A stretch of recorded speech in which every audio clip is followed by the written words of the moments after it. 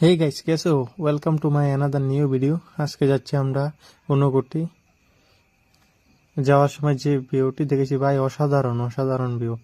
যারা গিয়েছে তারাই শুধু বলতে পারবে, যারা যাওনি তারা বলতে পারবে না ভাই। দেখো শুধু একবার, মোবাইলে যে দূর না দেখা যাচ্ছে, সামনে তো অনেক সুন্দর ভিউ। তারপর আমরা এই ব্রিজটা দেখলাম, অনেক সুন্দর একটা ব্রিজ।